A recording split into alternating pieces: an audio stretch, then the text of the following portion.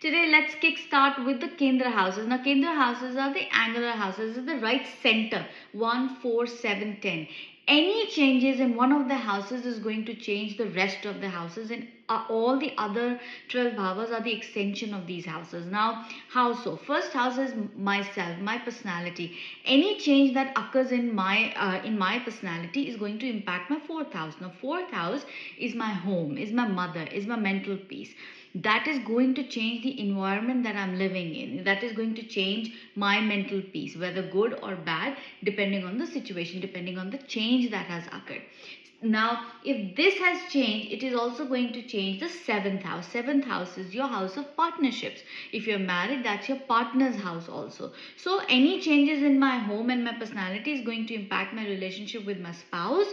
And if I'm working with my colleagues, or if I'm in a business with my partner. Now, when this is occurring, it is going to make my 10th house suffer, good or bad, again depending on the situation. So if I'm suffering in any of these areas, it's going to impact the success or the failure of my career.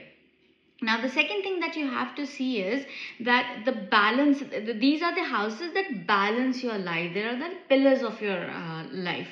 So, the second thing we need to see is what sign, what zodiac sign is in these bhavas or the houses.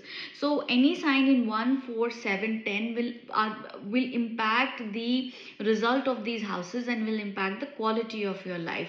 So, signs are like the owner of these houses. They have the ownership. Now, when planets come in, we can call they are the entities which will also stay within the sign, but the sign signification comes first and then the planetary signification. So first house Jupiter, you'll take good decisions, you'll have everything, you'll enjoy good life, but it's an expansive planet. Jupiter is going to give you overthinking. It will make you overconfident sometimes. That's where the balance is needed. Saturn in the 10th house. It's generally they say Saturn in the 10th house is a good position because it gives you continuous slow progress in your career, but only with patience, with perseverance and discipline. So that balance needs to be maintained in all areas of your life, right? Because if 10th house Saturn is giving you that slowness in the career, it is also going to impact your fourth house. That mental peace is going to get disturbed because maybe it's not at the speed that you want. So calculate the house, the sign and the planet together to get the result.